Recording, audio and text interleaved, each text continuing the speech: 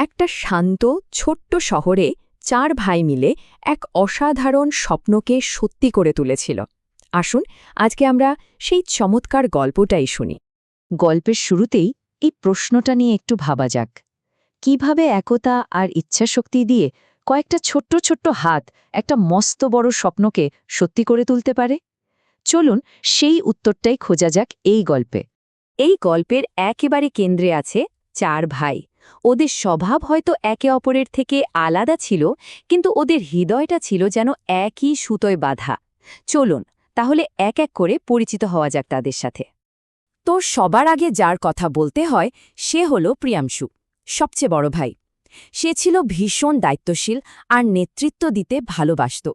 মানে যে কোনো কাজে সেই কিন্তু আগে এগিয়ে আসত। এরপর আসছে নীলাংশু।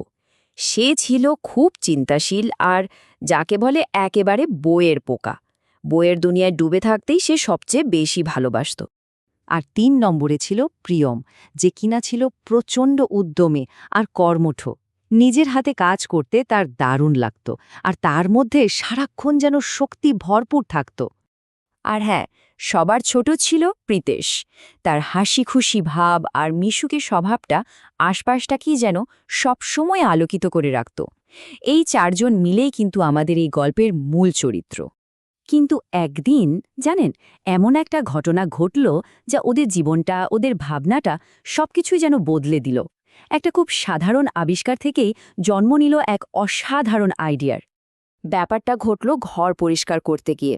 হঠাৎই ওদের চোখে পড়ল একটা পুরনো বাক্স, আর তার ভেতরে ছিল এক গাদা গল্পের বই। প্রিয়ম তো দেখেই চেঁচে উঠল, কিন্তু তার গলায় আনন্দের সাথে কেমন যেন একটু আফসোসও ছিল। আর এই সাধারণ কথাতেই ছিল সবকিছুর শুরু। প্রিয়মের এই কথাটা শেষ হতে না হতেই ওদের মধ্যে যে সবচেয়ে চিন্তাশীল, মানে নীলাংশু, সে ফট করে একটা প্রশ্ন করে বসল। আর এই একটা প্রশ্নই কিন্তু একটা সাধারণ আবিষ্কারকে একটা দারুণ প্রকল্পে বদলে দেওয়ার রাস্তা খুলে দিল।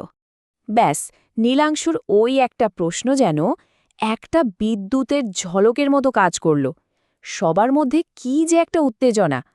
আর তখনই সবচেয়ে ছোট প্রীতেশ খুশিতে চিৎকার করে নামটা দিয়েই ফেলল, আর সবাই হাততালি দিয়ে সাই দিল। ব্যাস, এভাবেই কিন্তু জন্ম হল 4 ভাই লাইব্রেরির। ভাবনাটা তো দারুণ, কিন্তু শুধু ভাবলেই তো হবে না, সেটাকে সত্যি করে তোলাটাই তো আসল কাজ, তাই না? চলুন দেখি এই খুদেরা মিলে কিভাবে তাদের এই বড় স্বপ্নটাকে বাস্তবে রূপ দিয়েছিল। এখানে কিন্তু ওদের বড় ভাই প্রিয়াংশুর লিডারশিপটা চোখে পড়ার মতো। সে দারুণভাবে সবার মধ্যে কাজটা ভাগ করে দিল। যেমন ধরুন, নীলাংশুকে দেওয়া হলো বই গোছানো আর তার একটা লিস্ট বানানোর দায়িত্ব। প্রিয়ম, যে কিনা হাতে কলমে কাজ করতে ভালোবাসে, সে পুরনো কাঠ দিয়ে তাক বানানো শুরু করল। আর আমাদের ছোট প্রীতেশ, সে বানালো একটা সুন্দর রঙিন সাইনবোর্ড। আর এই পুরো কাজটা দেখভাল করল প্রিয়াংশু নিজে, মানে যাকে বলে একদম পারফেক্ট টিমওয়ার্ক। অনেক তো হলো প্রস্তুতির কথা। এবার আসা যাক সেই মাহেন্দ্রক্ষণে, যখন ওদের এতদিনের পরিশ্রম সফল হতে চলেছে।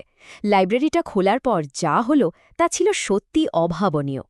প্রথম দিনেই পাড়ার সব বাচ্চারা কৌতূহল নিয়ে ভিড় জমালো, আর 4 ভাইও একেবারে হাসি মুখে ওদের সবাইকে স্বাগত জানালো। দেখতে দেখতে ওদের বাড়ির বারান্দার ছোট্ট একটা কোণা বাচ্চাদের হাসি, গল্প আর নতুন কিছু শেখার কলরবে একেবারে ভরে উঠল। মাত্র কয়েক মাসের মধ্যে ওদের ওই ছোট্ট লাইব্রেরিটা একটা বিরাট ব্যাপার হয়ে দাঁড়ালো। গ্রামের একজন বয়স্ক মানুষ ওদের এই কাজ দেখে এতটাই মুগ্ধ হয়েছিলেন যে তিনি এই কথাটা বলেছিলেন। এই প্রশংসাটা শোনার পর ওদের সব কষ্ট যেন সার্থক হয়ে গেল, তাই না? এই পুরো অভিজ্ঞতাটা থেকে 4 ভাই কিন্তু একটা খুব দামি শিক্ষা পেয়েছিল। কি ছিল সেই শিক্ষা? চলুন সেটাই এবার জেনে নিই। ওরা নিজেদের চোখে দেখল আর বুঝল যে জ্ঞান ভাগ করলে কমে না, বরং আরও অনেক বেড়ে যায়। ওরা শিখল যে একা একা হয়তো অনেক কিছু করা যায় না, কিন্তু যখন সবাই একসাথে হাত লাগায় তখন যে কোনো বড় স্বপ্নকেই সত্যি করা সম্ভব। আর সবচেয়ে বড় যে শিক্ষাটা ওরা পেল তা হলো কোনো ভালো উদ্যোগই আসলে ছোট নয়। একটা ছোট্ট পদক্ষেপও কিন্তু একটা বড় পরিবর্তন নিয়ে আসতে পারে। গল্পটার মূল কথা তাহলে কি দাঁড়ালো? এটাই যে জ্ঞানই হচ্ছে আসল শক্তি, আর সেই শক্তিকে ধরে রাখার ভিত্তিটা হলো একতা। এই পুরো গল্পটা শোনার পর শেষে একটা প্রশ্ন কিন্তু মাথায় ঘুরপাক খায়। কিভাবে একটা ছোট্ট সাধারণ উদ্যোগ শুধু কয়েকজন মানুষের জীবন নয়, বরং একটা গোটা সমাজের চেহারাটাই বদলে দিতে পারে? ব্যাপারটা কিন্তু ভাবার মতো, তাই না?